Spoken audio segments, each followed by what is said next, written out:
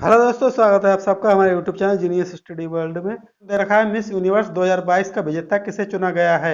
Option number A Urvashi Rautela, option number B Amanda, option number C R'Bonney ग्रेवियन, option number D Divita Rai. इसका जो right answer होगा option number C R'Bonney Gabriel को इस वर्ष का यूनिवर्स पुरस्कार मिला है। आर बोनी ग्रेवियल को 71वीं मिस यूनिवर्स चुना गया है। ये यूएसए से हैं। पिछली बार भारत के अरुणाच संधू को यह ताज मिला था। अब हमारे सामने क्वेश्चन नंबर 2।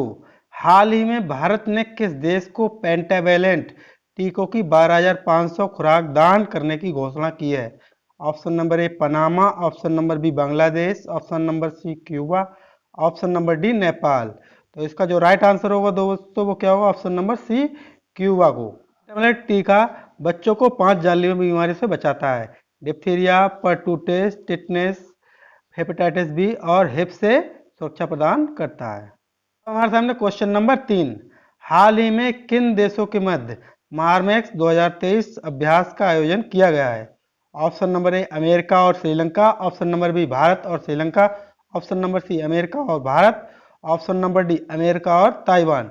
इसका जो राइट आंसर होगा दोस्तों वो होगा ऑप्शन नंबर ए अमेरिका और श्रीलंका। सामने क्वेश्चन नंबर 4। हाल ही में नीलमणि फुकन का निधन हो गया, वह कौन थे। ऑप्शन नंबर ए लेखक, ऑप्शन नंबर बी कवि, ऑप्शन नंबर सी वैज्ञानिक, ऑप्शन नंबर डी इतिहासकार। इसका जो राइट आंसर होगा ऑप्शन नंबर बी वो एक कवि थे।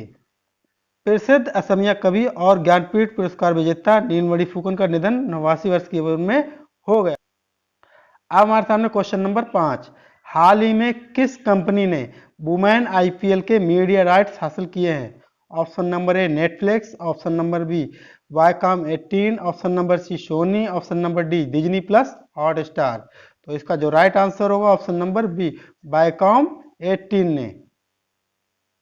वाईकॉम 18 ने 951 करोड़ रुपए में अगले 5 वर्षों 2023 से 27 के लिए महिला आईपीएल के मीडिया राइट्स टीवी और डिजिटल के लिए हासिल किए हैं। अब हमारे सामने प्रश्न नंबर 6। हाल ही में किस देश ने यूरो को अपनी करेंसी के रूप में अपना लिया है।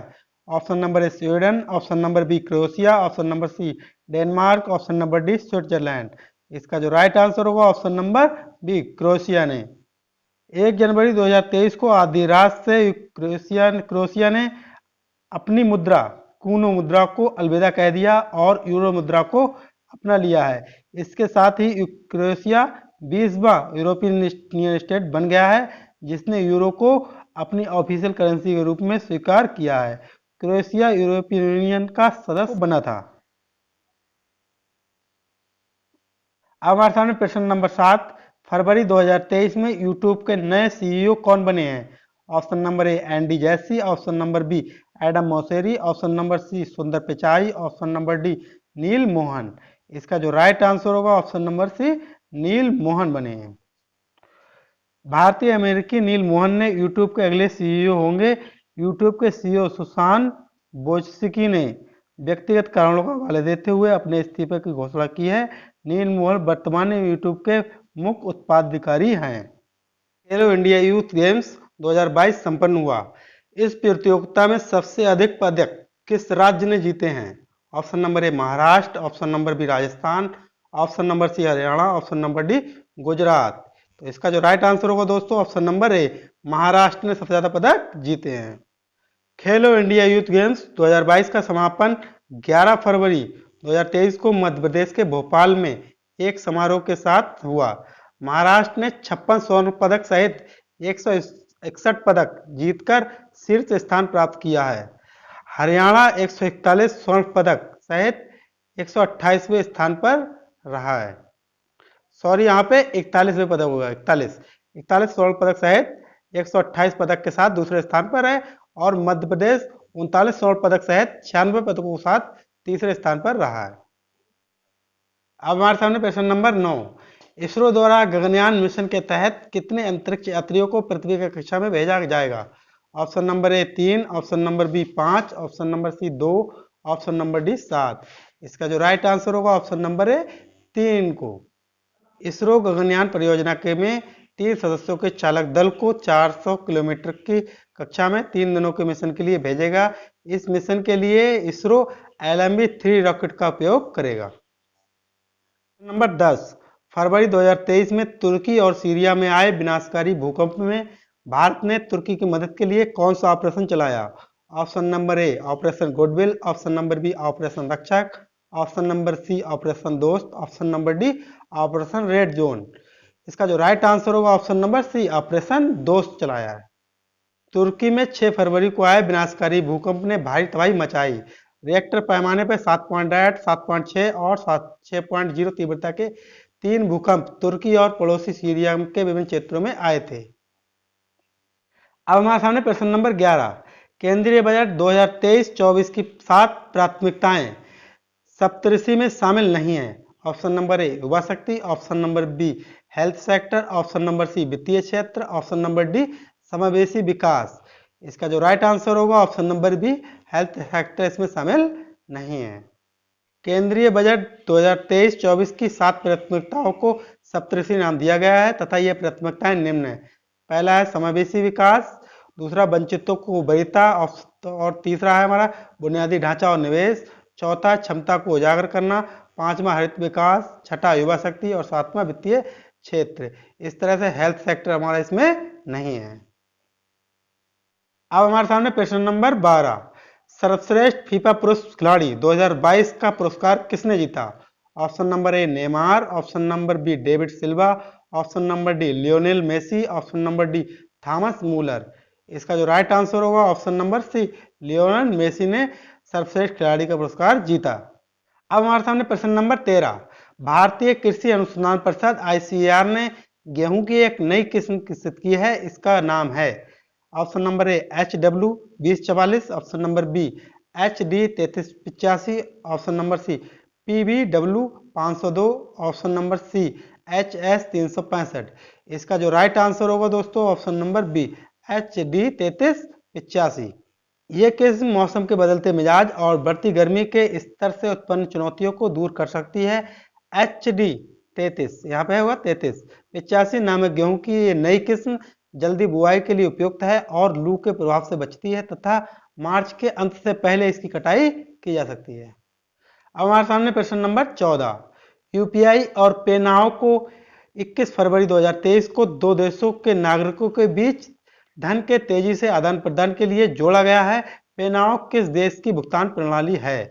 Option number A Japan, option number B रूस, option number C Singapore, option number D Nepal.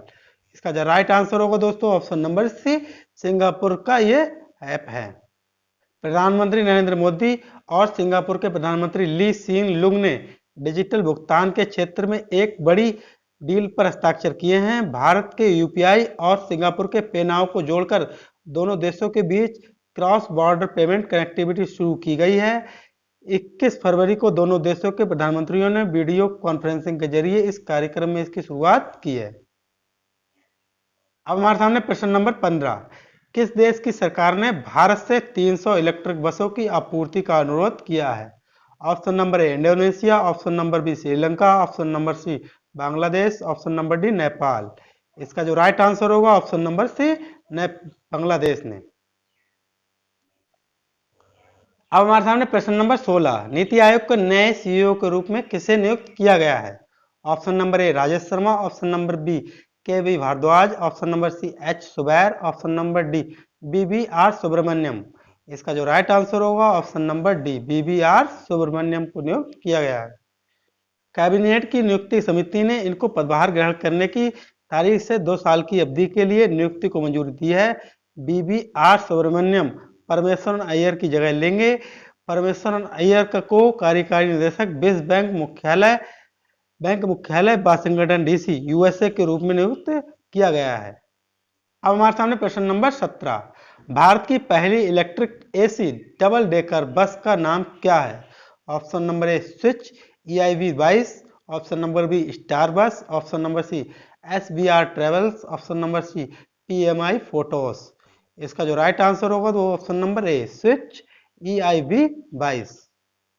Brihan Mumbai electric supply and transport undertaking best ने 13 फरवरी को देश की पहली इलेक्ट्रिक वातानुकूलित एसी डबल डेकर बस का उद्घाटन किया। इलेक्ट्रिक बस या स्विच EIV यात्रियों के लिए सुरक्षित है। अब हमारे सामने प्रश्न नंबर 18।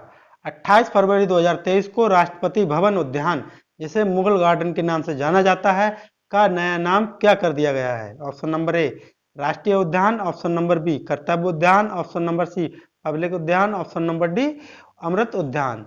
इसका जो राइट आंसर होगा ऑप्शन नंबर डी अमृत उद्यान कर दिया गया है। राष्ट्रपति भवन उद्यान प्रत्येक वर्ष बसंत के दौरान सीमित अवधि के लिए जनता के लिए खोला जाता है। एडविन लुटियंस द्वारा डिजाइन किया गया 15 एकड़ का बगीचा मुगल और अंग्रेजी निर्माण शैलियों का संयोजन पेश करता है, जिसका नाम बदलकर अमृत उद्यान कर दिया गया है। अब हमारे सामने प्रश्न नंबर 19। डाटा गोपनीयता दिवस 2023 की थीम क्या है? ऑप्शन नंबर ए डेटा गोपनीयता जरूरी है, ऑप्शन नंबर बी डाटा को ना खोएं, ऑप्शन नंबर सी पहले अपने बारे में सोचें, ऑप्शन नंबर डी पहले निजता के बारे में सोचें। इसका जो राइट आंसर होगा ऑप्शन नंबर डी पहले निजता के बारे में सोचें। ये 2023 की थीम है। डेटा संरक्षण दिवस या डाटा गोपनीयता दिवस 28 जनवरी को मनाया जाता है। इसका उद्देश्य डेटा सुरक्षा के अधिकार और उन बुनियादी के बारे में सोचना है। अब हमारे सामने इस सीरीज का लास्ट क्वेश्चन, क्वेश्चन नंबर 20। 2023 में कला में उत्कृष्ट योगदान के लिए किसे पद्म विभूषण के लिए चुना गया है?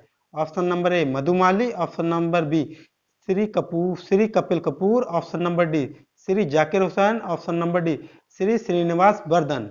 इसका जो राइट आंसर होगा option number C Shri Zakir Hussain. इसमें 6 पद्म विभूषण, 9 पद्म भूषण, 91 पद्मश्री पुरस्कार प्रदान किए गए हैं। ये पुरस्कार राष्ट्रीय सेवा के लिए दिए जाते हैं। ये पुरस्कार देश के सर्वोच्च नागरिक पुरस्कारों में से एक है। ठीक है दोस्तों, यदि आप लोगों को हमारी वीडियो पसंद आई हो तो प्लीज़ लाइक, कमेंट और सब्सक्राइब करें। धन्यवाद।